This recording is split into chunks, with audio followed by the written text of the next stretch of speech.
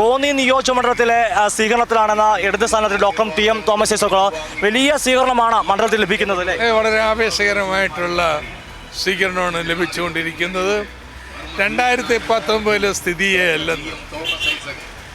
2019 ഇവിടെ കെ സുരേന്ദ്രൻ മത്സരിച്ചു. നല്ല രീതിയിൽ വോട്ട് 30% വോട്ട് കിട്ടി. നിയമസഭയിലും സുരേന്ദ്രൻ തന്നെ മത്സരിച്ചത്. അപ്പോൾ സുരേന്ദ്രൻ്റെ വോട്ട് ശതമാനം 23ആയി.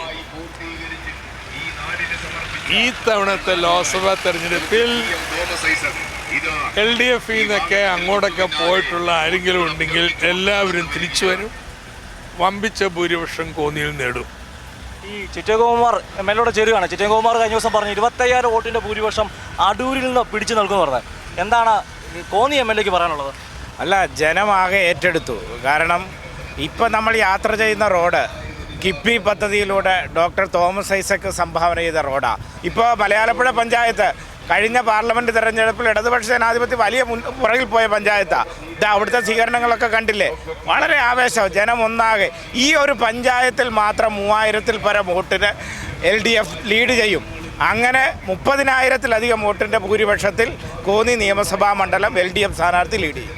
അതായത് നമ്മുടെ അടൂരിലെ പ്രതിനിധിയായിരിക്കുന്ന ചിറ്റകുമാർ ഡെപ്യൂട്ടി സ്പീക്കർ 25,000-ൻ്റെ ഭൂരിപക്ഷം പറയുമ്പോൾ കോന്നി എം.എൽ.എ പറയുന്നത് കോന്നിയിൽ നിന്ന് 30,000-ലധികം ഭൂരിപക്ഷം കിട്ടുമെന്നാണ്. വലിയ ആത്മവിശ്വാസത്തിലാണ് ഇടത് ക്യാമ്പ്. ക്യാമറമാൻ അഖിലേഷ് കുടുംബനൊപ്പം സുജു ടി ബാബു, കൈരളി ന്യൂസ്, പത്തനംതിട്ട.